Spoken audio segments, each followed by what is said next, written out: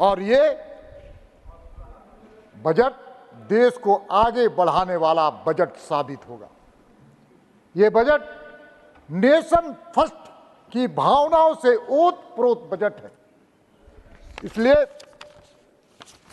मैं स्वामी विवेकानंद को मैं स्मरण करना चाहता हूं इस सदन में। 125 वर्ष पहले मिशिगन विश्वविद्यालय में स्वामी विवेकानंद ने कहा था कि यह सदी आपका है, आपका, लेकिन 21वीं सदी भारत का होगा, भारत का होगा, भारत का होगा। और ये सौभाग्य की बात और ईश्वरीय प्रदत्त चीज है कि स्वामी विवेकानंद का भी नाम नरेंद्र था और नरेंद्र मोदी जी का नाम नरेंद्र है, नरेंद्र मोदी जी।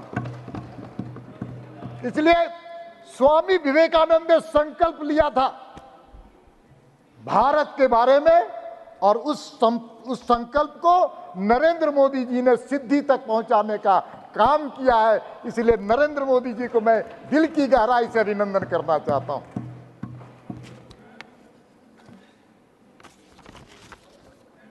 उपसभापति महोदय, मैं जिस पार्टी का कार्यकर्ता हूं उस पार्टी की प्रतिबद्धता है देश को समृद्धशाली बनाने का।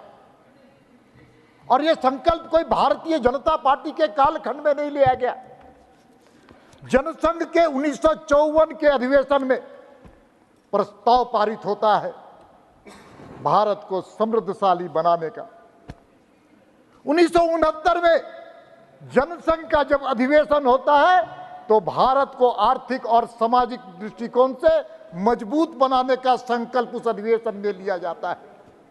और जब 1980 में भारतीय जनता पार्टी की जब स्थापना होती है तो भारतीय जनता पार्टी की स्थापना में भी भारत को समृद्धशाली, समर्थ भारत और स्वाभिमानी भारत, आत्मनिर्भर भारत बनाने का संकल्प भारतीय जनता पार्टी के स्थापना काल में लिया जाता है।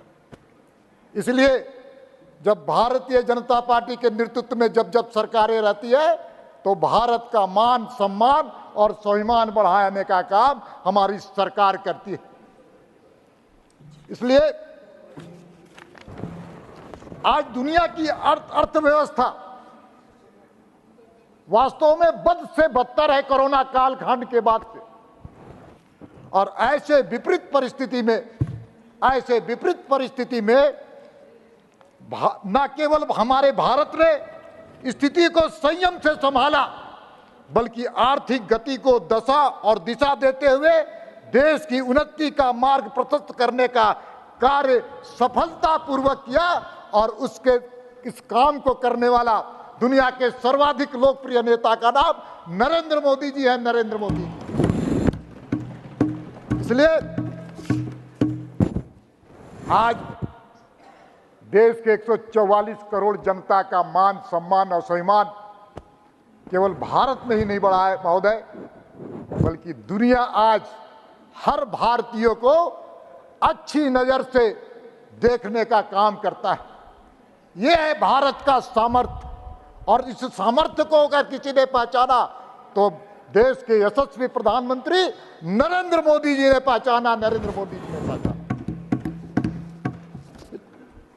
और केवल देश नहीं बल्कि दुनिया की कई संस्थाएं भारत के आर्थिक अर्थव्यवस्था के संदर्भ में जो विचार प्रकट करता है तो देश के 144 करोड़ जनता का सर मस्तक ऊंचा हो जाता है। महोदय, मैं कुछ बातों को आपके सामने रखना चाहता हूं।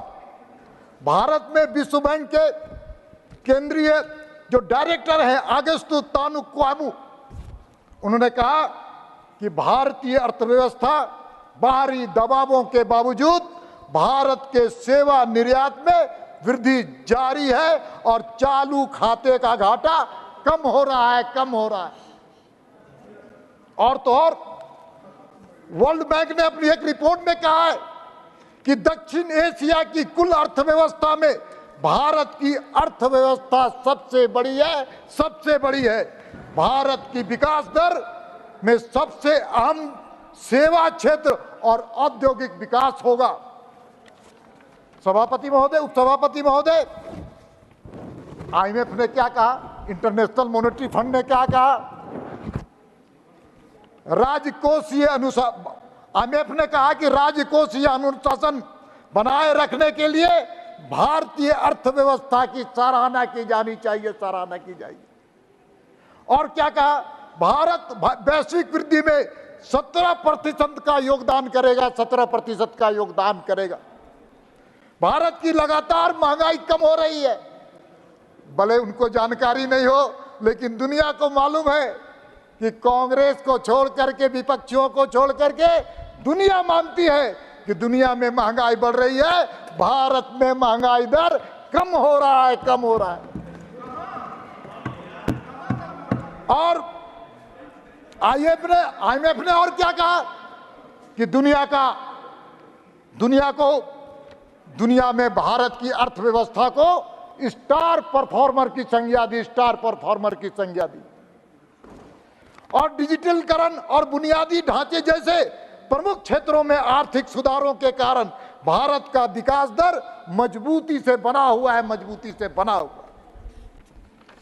और आईएमएफ का और भी कहना है महोदय कि भारत में घरेलू मांग लगातार मजबूत बनी हुई है, नौजवान आबादी बढ़ रही है और जो उत्पादन बढ़ाने में सहयोग देगा और भारत का आर्थिक विकास करने से कोई रोक नहीं सकता है महोदय।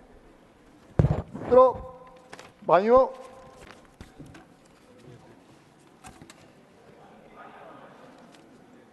उपसभापति महोदय, मैं आपके माध्यम से कुछ योजनाओं के बारे में जो बजट में आया है उसका अभिनंदन करना चाहता हूं। मैं झारखंड का निवासी हूं और मुझे गर्व है कि मैं झारखंड का निवासी हूं। भारत सरकार ने झारखंड को आगे बढ़ाने में कोई कसर नहीं छोड़ी और उसके तहत मैं बजट में जो पूर्वोदय योजना है, उस पूर्वोदय योजना के लिए प्रधानमंत्री जी का अभिनंदन करना चाहता हूं, अभिनंदन करना चाहता हूं। इस योजना के द्वारा झारखंड सहित पूर्वी भारत के विकास को बढ़ावा मिलेगा और जिससे बुनियादी ढांचे, उद्योग तथा अन्य योजनाओं से विकास की किरणें तेज होगी और झारखंड ही नहीं बल्कि बंगाल, बिहार, उड़ीसा जैसे राज्य जो कांग्रेस के कालखंड में विकास की किरणें पहुंच नहीं पाई थी, वो विकास की किरणें धरातल तक पहुंचेगी ये बजट के माध्यम से। मैं आपके माध्यम से इस बजट में संघीय ढांचा के बारे में उल्लेख किया गया। राज्य के आर्थिक विकास में संघीय सहायता का उल्लेख किया गया। राज्यों को लेन देन की प्रणाली को लचीला बनाया गया। मेरी सरकार की मान्यता है, केंद्र सरकार की मान्यता है, मोदी जी की सरकार की मान्यता है कि केंद्र और राज्य दोनों एक दूसरे के पूरक है और दोनों के संबंध अनुनाश्रय होने चाहिए। किंतु आज बड़ा पीड़ा हुआ उपसभापति महोदय। आज सुबह जब मैं यहां पर आया और जिस प्रकार से कांग्रेस और विपक्षी दलों की भूमिका देखने से हमारे जैसे लोगों को की आत्मा आज वास्तव में बहुत तकलीफ दे गई।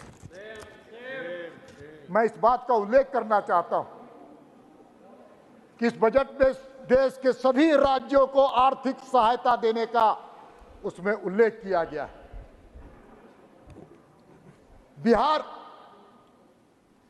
बिहार को अगर सड़कों का निर्माण के लिए कुछ अलग से योजना दी गई तो विपक्षियों को भी खुशी होनी चाहिए, लेकिन जिस प्रकार से कांग्रेसियों ने बिहार को आर्थिक सहायता देने पर सदन में वॉकआउट करने का काम किया, उसको वास्तव में बिहार के सभी बिहारी नहीं बल्कि देश के अंदर जो बिहार के निवासी हैं, उनकी आत्मा में प्रहार करने का काम कांग्रेस ने किया, कांग्रेस ने किया। इसलिए बिहार के निवासी और बिहार के जो लोग हैं जो दूसरे प्रदेश में रहते हैं, वो उसकी आत्मा को प्रहार करने का काम किया है। ये सबसे दुखद बात है, सबसे दुखद बात है। हाय मिलेगी, हाय मिलेगी। अरे अगर बिहार को कोई अतिरिक्त सहायता मिलता है तो आपको परेशानी किस बात की? आपके कलेजे में सांप कौन लौटता है? और तो और जब बिहार में जाता हूं तो वहां पर आपके दल के लोग कहते हैं, आपके दल के लोग कहते हैं कि केंद्र सरकार से क्या सहयोग मिला।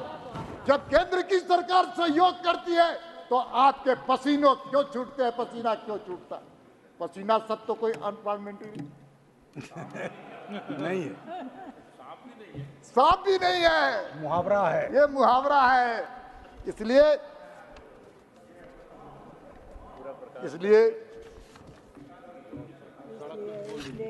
बहुत ही आपत्तिजनक आज बिहारियों की हाय लगेगी, बिहारियों की हाय लगेगी। इसलिए आपको आज इसी कारण से आप उस पक्ष में हैं और हम इस पक्ष में, तीसरी बार इस बजट में रोजगार के संदर्भ में वास्तव में पहली सरकार है केंद्र में मोदी जी की सरकार जो रोजगार देने के लिए कृत संकल्प, और यह शायद पहली बार हुआ होगा मेरे ख्याल से कि रोजगार पाने वाला भी लाभार्थी होगा और रोजगार देने वाला भी लाभार्थी होगा। इस बजट की सबसे बड़ी खूबसूरत पहलू है नौकरी में प्रवेश करने वाले 50 लाख युवाओं को 1 महीने का PFI। ये कोई छोटी बात? 25,000 नौजवानों को जॉब की ट्रेनिंग दी जाएगी, ये छोटी बात? आपके कालखंड में तो आपने विचार नहीं किया। पहली बार जो नौकरी पाएगा उसको 1 महीने का वेतन। और मुझे तो स्मरण आता 1974 के आंदोलन को पढ़ने की। उस वक्त देश की जनता ने आपके खिलाफ आंदोलन किया था, बेरोजगारी के सवाल पर, महंगाई के सवाल पर और भ्रष्टाचार के सवाल पर, और साथ साथ तानाशाही के खिलाफ। इसलिए इस बजट में आर्थिक विकास के संदर्भ में भी एक लक्ष्य रखने का काम मोदी जी की सरकार ने किया। आर्थिक विकास को 10.5% तक बढ़ाने का लक्ष्य रखा गया और निवेश को बढ़ाने का संकल्प इस बजट के अंदर है। और निवेश बढ़ा करके व्यापार को सुगम बना करके रोजगार को सृजन करने का संकल्प इस बजट में लिया गया है। ये एक पहली सरकार है जो मोदी जी की सरकार।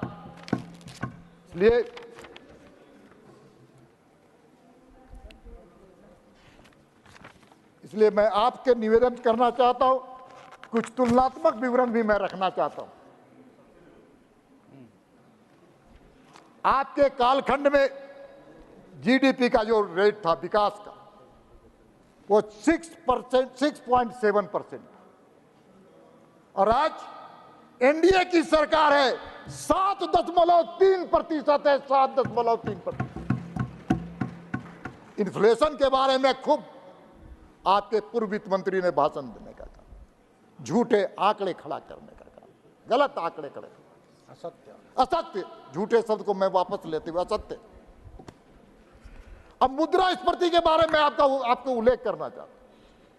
इन्फ्लेशन का जो रेट यूपीए के कालकाल में 10.1% था, 10.1%।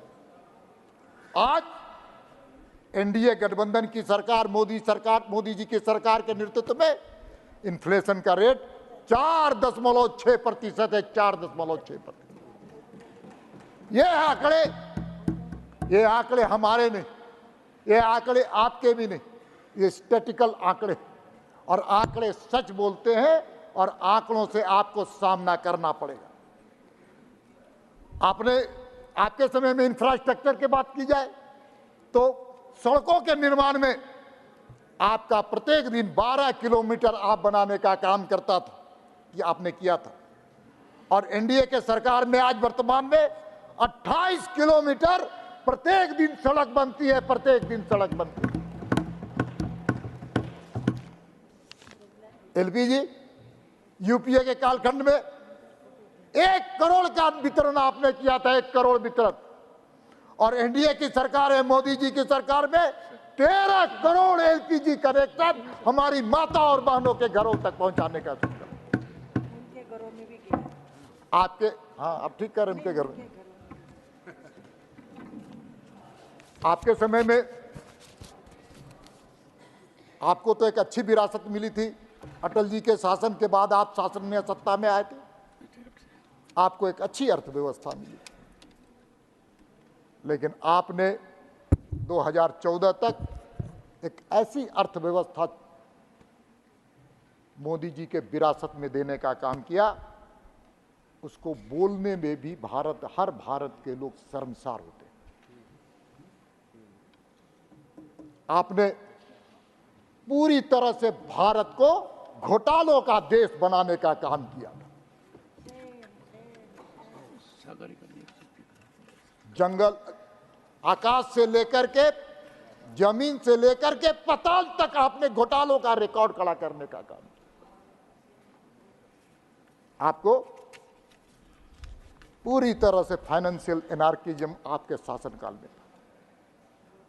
बैंकिंग सिस्टम पूरी तरह से कोलैप्स था, और आज बैंकिंग सिस्टम पूरे दुनिया में सबसे बेहतर बैंकिंग सिस्टम का नाम है भारत का बैंकिंग सिस्टम।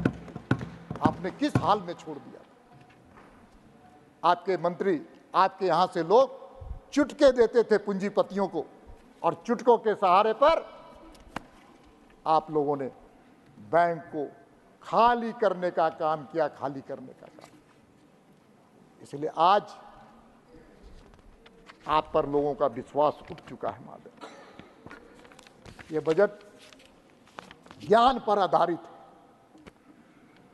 गरीब, यूथ, अन्नदाता, नारी और मीडियम क्लास, मध्यम वर्ग पर। और सच में ये बजट वास्तव में एक अनोखा बजट है, और इस बजट में मैन्युफैक्चरिंग सेक्टर, इंफ्रास्ट्रक्चर और सर्विस सेक्टर के माध्यम से सस्टेनेबल डेवलपमेंट, सस्टेनेबल ग्रोथ के माध्यम से समाज के सभी वर्गों को उत्थान करने का लक्ष्य रखा गया, उत्थान करने का लक्ष्य रखा गया। और महोदय, आज बस मैं अब खत्म करना चाहता हूं, बस 1 मिनट हमको अनुमति दीजिए। आप सभापति महोदय आए हैं, तो आज मैं मानता हूं कि जिस प्रकार से हेल्थ सेक्टर में भारत ने एक युगांतकारी परिवर्तन लाने का काम किया, सभापति महोदय, और स्वास्थ्य सेवाएं बेहतर हो, इसके लिए केंद्र की सरकार लगातार काम कर रही है। लेकिन मैं आज इस सदन में एक रोचक प्रसंग रखना चाहता हूं सभापति महोदय, और रोचक प्रसंग क्या है कि मैं झारखंड से आता हूं, और झारखंड में कोडरमा जिला है, कोडरमा जिला, और उस जिले में एक महिला 12 बार बच्चे देने का काम की, 12 बच्चे देने। सामाजिक सुरक्षा अभियान का कैसा लूटपाट होता है झारखंड में, उसका उल्लेख मैं करके अपनी बातों को खत्म रखना चाहता हूं। और तो और सभापति महोदय, प्लीज खत्म। जननी सुरक्षा योजना का किस प्रकार से लूटपाट है झारखंड में? कांग्रेस की सरकार है, वहां झारखंड मुक्ति मोर्चा की सरकार है, आरजेडी की सरकार है, उसके बारे में बताना चाहता हूं। और वहां पर एक बहन, एक माता को 12 बार एक दिन में बच्चा पैदा करते दिखाया गया है। और तो और उतना ही नहीं माना गया, एक पुरुष को भी बच्चा पैदा करते दिखाया गया। इससे दुर्भाग्यपूर्ण और क्या? यह इनके सरकार का, झारखंड की सरकार का कर्तव्य है। कमाल है, कई वैज्ञानिक आज इस खोज में लगे हुए हैं, लेकिन झारखंड की सरकार नहीं, you were concluding. बस इसलिए आज Please conclude. हाँ बस कंक्लूड कर दूं। Half a minute. बस आधा मिनट लेंगे। Yes, half a minute. इसलिए मैं मानता हूं सभापति महोदय कि 1951 में जब देश की आजादी हुई थी, तब जब फर्स्ट 5th ईयर प्लान बना था, Sir, conclude. No. उसी में कहीं ना कहीं श्रीमती- खोट थी। इसीलिए मैं अपनी बातों को समाप्त करते No, हुए you are धन्यवाद। not rounding up. Honorable members, after Srimati Sagari